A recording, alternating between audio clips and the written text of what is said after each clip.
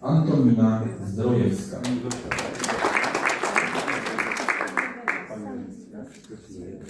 Jagoda. Proszę bardzo.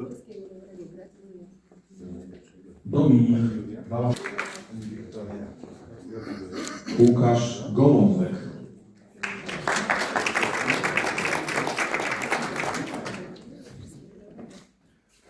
Szymon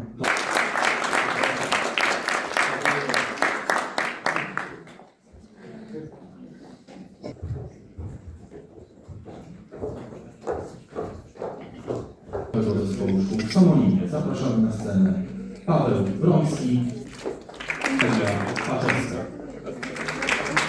Julia Włodowska, wielkie brawa i gościu.